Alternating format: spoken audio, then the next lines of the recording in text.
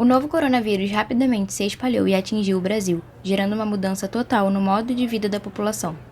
Desse modo, novos hábitos foram estimulados e novas medidas de segurança foram recomendadas. Com a política de isolamento social, o mercado de trabalho foi fortemente prejudicado.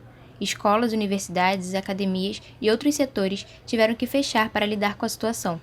Uma das profissões que se mantiveram ativas foi o jornalismo, que durante esse período se mostrou fundamental para a sociedade. Nessa época, as diversas áreas do jornalismo passaram por dificuldades e tiveram que se adaptar ao novo cenário. Em questão de dias, as pautas se voltaram à pandemia.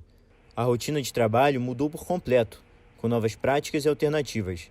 Muitas vezes, a falta de um estúdio e equipamentos propícios afetaram o resultado final. Entretanto, os jornalistas não pararam de trabalhar e continuaram garantindo o acesso à informação, mesmo expostos ao perigo do contágio.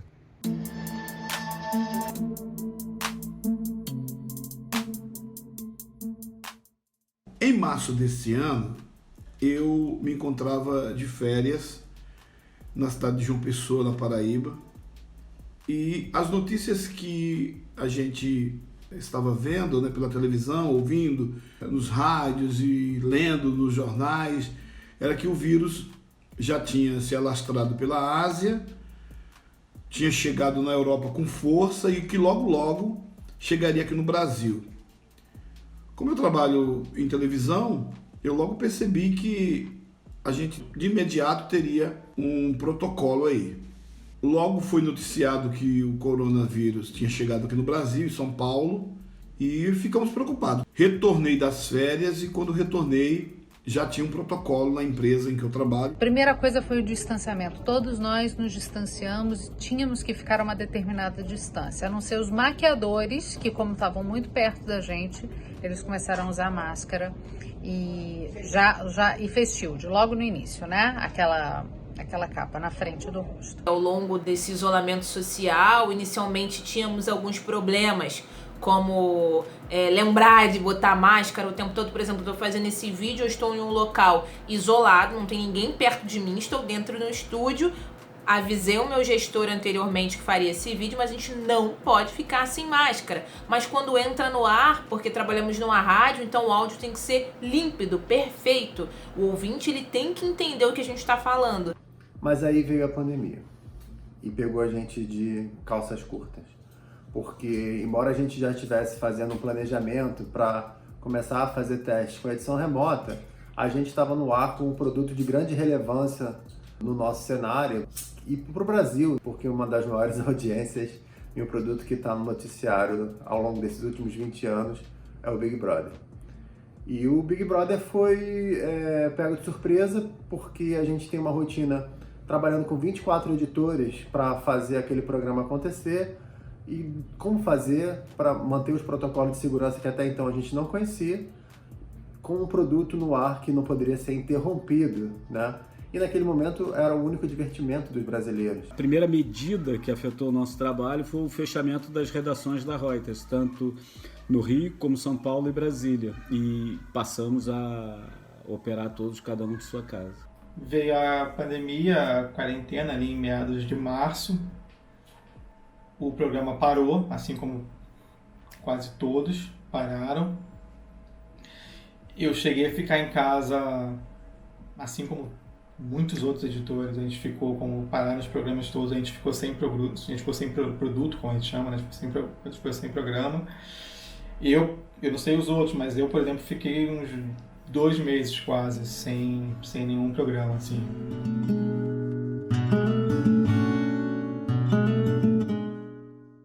Essa adaptação é difícil pra gente, né? Tudo que a gente fala tem que ser bem claro, preciso. No rádio não tem isso da pessoa voltar. Não entendi o que falou. Ela tem que entender de imediato, e o uso de máscara é complicado. Então a gente não conseguiu, até então, acredito que a população como um todo voltar ao que era antes. E eu acho que é uma característica do ser humano se adaptar, que dirá para jornalistas e repórteres, né, que a gente se adapta o tempo todo. As medidas que a gente tomou e toma diariamente para fazer as reportagens, de fato são essas: o uso da máscara, trocar a máscara a cada 2 horas, 2 horas e meia, no máximo 3, dependendo da pauta que a gente tiver na rua, a gente chega a trocar de máscara 3 vezes. Álcool em gel bastante, evitar, né, ficar tão próximo. Como a gente precisa fazer vídeo, fazer áudio, fazer foto, é um pouco complicado manter essa distância. Ou então, se eu tenho que entrevistar alguém que não está utilizando a máscara, eu evito, tento buscar um outro personagem. Se estou fazendo uma matéria na rua, a não sei que seja um factual, então é aquela pessoa ali mesmo, mas a gente tem que preservar a nossa vida, né, a vida dos outros, e também, indiretamente, a gente tem que dar o exemplo, né? No meu caso, eu passei a trabalhar totalmente baseado em casa, e o que faz diferença, porque normalmente eu participo das reuniões de pauta, coordeno e edito desde da redação, passei a fazer tudo isso da minha casa remotamente. Todo mundo começou a usar máscara e começou a ser distribuído kits de higienização para todo mundo, né? E que ficavam parados, fixos em algum lugar, com álcool gel, álcool 70 líquido e também álcool isopropílico para equipamentos. E a gente tinha alguns testes com algumas ferramentas de mercado, onde a gente fazia uma edição remota, mas mais para a gente ter o recurso de captar no mercado do audiovisual os melhores editores para fazer esse tipo de atividade, né? Então, assim, a gente está baseado no Rio de Janeiro, mas de repente o melhor editor para aquele determinado produto mora em São Paulo, então, ou mora fora do país, mora na Califórnia. E aí a nossa ideia é que essa edição remota pudesse servir para que nós colocássemos os nossos talentos e os talentos de fora à disposição das nossas ferramentas. E a gente começou a usar isso para o Big Brother, né? Mas não era o suficiente. Então, uma ideia que surgiu foi usar as ferramentas de acesso remoto que serviam para fazer o acesso para consertar as máquinas, uma espécie de helpdesk. Óbvio que não tinha a qualidade nem a precisão que a gente precisa para editar, mas era o que era possível e era o que foi feito, e foi o que foi feito para manter as pessoas em segurança em casa. A entrevista feita fazendo uso do Skype, o uso de plataformas digitais para poder essa entrevista, essa informação chegar até nós. Então, como a gente não tinha como ter contato com essas pessoas, os entrevistados, e estávamos em isolamento, né? Isolamento para quem estava realmente em casa e que não poderia sair. Tanto que a nossa profissão, né, a minha como repórter cinematográfico, eu teria que trabalhar, porque teria que ir até a emissora, não daria para trabalhar home office, né, porque a gente precisa usar as câmeras para isso e tudo. Mas assim, trabalhar durante esse período está sendo muito difícil ainda, então não tá fácil. A pandemia já está quase que acabando, mas ainda estamos no período da pandemia, né? E usando até os mesmos protocolos de entrevistas por meio digitais, por meio de plataformas. E a grande dificuldade realmente era fazer imagem. A maior dificuldade é exatamente você avaliar o risco. Assim, no nosso caso, ninguém é obrigado a fazer nada. Então, até agora, ninguém se recusou a fazer nada também, por outro lado. Mas o problema é avaliar a dificuldade da situação para ver se você está correndo algum risco que vale a pena correr por uma determinada foto.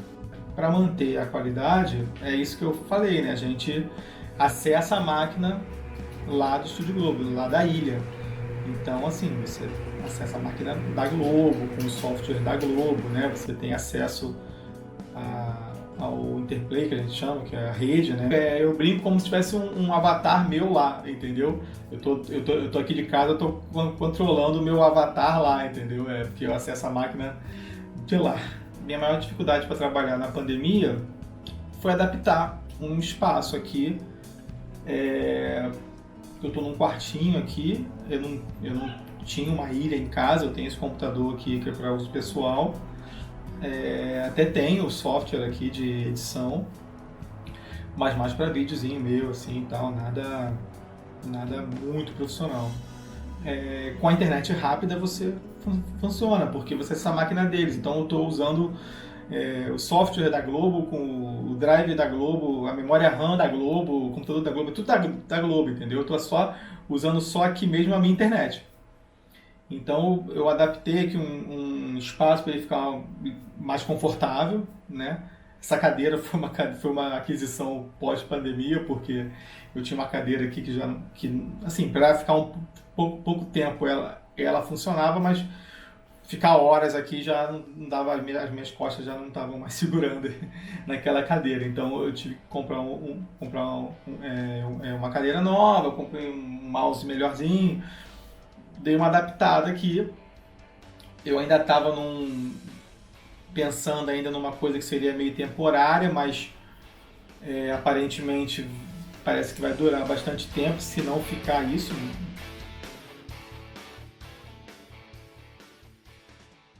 De um modo geral, todo fotojornalista quer estar presente nesse momento, registrando a maior pandemia da história. Então, o trabalho do fotojornalismo é contar a história, e acho que nunca se contou tão bem a partir do fotojornalismo. Eu diria que sem o fotojornalismo, as histórias hoje estariam sendo mal contadas. E graças à versatilidade dos fotojornalistas, que em algum momento tinham medo do celular, que passou a ser um grande aliado, principalmente para fazer vídeo, tinham medo que ficasse tudo na mão dos repórteres, se inverteu. Está tudo na mão do fotojornalista, e principalmente dos bem preparados. Nós somos serviço essencial, né? A imprensa é o jornalismo, a gente tem que levar informação. E como levar informação se você não pode sair do local de trabalho, se você tem problema para se deslocar? Temos funcionários morando em diferentes regiões do Rio de Janeiro. Eu antes pegava o carro, andava 40 minutos para encontrar com outra pessoa, para ter a reunião, e eu podia ter feito por vídeo, entendeu? E as pessoas estão entendendo que a relação por vídeo está sendo quase tão... Como é que eu vou dizer? É como se estivesse presencial, entendeu? Não é uma coisa fria, entendeu? Você tratar de um assunto por vídeo já não está mais sendo visto como frio, entendeu? Está uma coisa como se estivesse pessoalmente ali falando, entendeu? Então o mercado de edição, eu acho que vai entrar forte por esse caminho de home office, entendeu?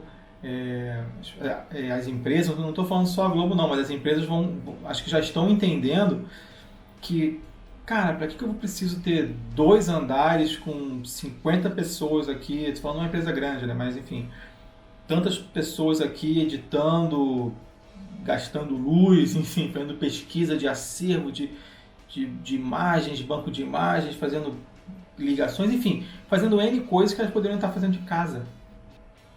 Entendeu? As pessoas, pelo que eu tenho conversado com um colega ou outro, não só editores, mas de outras áreas, as pessoas estão mais felizes porque tem mais tempo em casa. Para mim, eu até brinco, não tem coisa melhor do que você acabou o trabalho, deu teu horário, você desliga a máquina, você está em casa. Na minha opinião, as mudanças, elas têm que vir, né? Elas estão chegando. É claro que com a pandemia abreviou-se, muitas coisas foram abreviadas e tal, mas vamos ter consequências? Bom, será que vamos ter consequência para o cinegrafista? Bom, eu acho que só vai sofrer essas consequências quem não se atualizar. É preciso que a gente esteja sempre atento, se atualizar, continuar estudando, sempre estar estudando, né? E acredito que o novo repórter está chegando aí, né?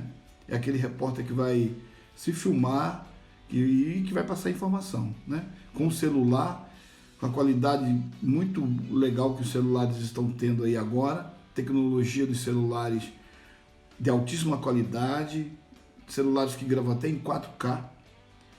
Então acredito que daqui para frente os novos repórteres do jornalismo televisivo e do jornalismo digital, das plataformas, esse jornalista vai ser um jornalista diferenciado. Ele vai se filmar e vai passar a informação para o seu público, para a sua comunidade, né? Então é o repórter novo. E o que eu acho que vai acontecer? Vai acontecer o que sempre aconteceu. A gente vai continuar aqui transmitindo informação, passando notícia, destacando o que é importante para quem quiser ouvir e para quem quiser se informar. E nas mais diferentes plataformas, televisão, rádio, internet, jornal, para quem quiser análise, para quem quiser ouvir, para quem quiser ganhar tempo, é isso. Assim como diversos profissionais que tiveram que enfrentar este novo cenário na linha de frente, os jornalistas buscaram alternativas para continuar trazendo a informação para a população brasileira. Em meio aos novos obstáculos, o jornalismo se reinventa, abordando ainda as antigas questões do Brasil e do mundo. Mesmo com as questões sociais, climáticas e políticas que continuam sendo frequentes em nosso cotidiano, os desafios da pandemia ainda não acabaram. Este período está mudando as nossas perspectivas e prioridades, e fortalece cada vez mais a importância do jornalismo